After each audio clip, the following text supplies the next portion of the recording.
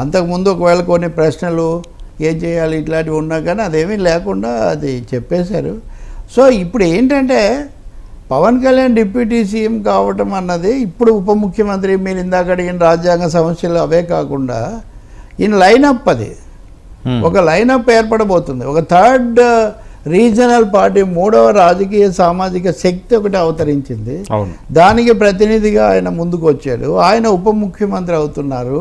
అంటే ఇది ఆంధ్రప్రదేశ్ రాజకీయాల్లో మరొక కొత్త వేదిక లేదా కొత్త శక్తి రావడానికి ఇది ఒక సంకేతం కింద మనం తీసుకోవాల్సి ఉంటుంది.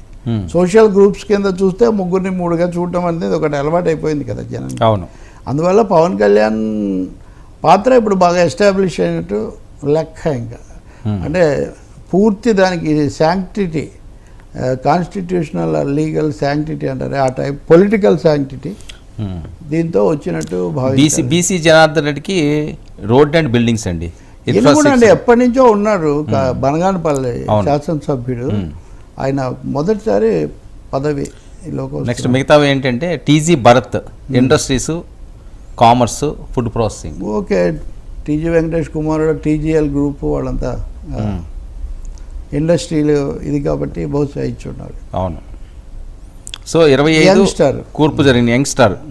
కానీ ఈసారి యంగ్స్టార్స్కి ఎక్కువ అవకాశం ఇవ్వడం చాలా చాలా కీలకమైన జరిగింది. రేపు పొద్దున్న నా ఉద్దేశం మళ్ళీ రేపు రాజ్యసభ అప్పుడు కూడా కొన్ని చేస్తారు. ఇప్పుడు గల్లా జయదేవ్ లాంటి ఆయన ఇక్కడ మానేసి అటు వెళ్ళారు అనుకోండి. అవును. ఇప్పుడు అలాంటి ప్రయత్నం జరిగే ఒక అవకాశం ఉంటుంది. కొంతమంది వనరులు ఉన్నవాళ్ళు, శక్తి సామర్థ్యాలు ఉన్నవాళ్ళు అని చంద్రబాబు భావించే వాళ్ళను రాజ్యసభ రూట్లో తీసుకొచ్చే ఒక అవకాశం కూడా ఉంటుంది.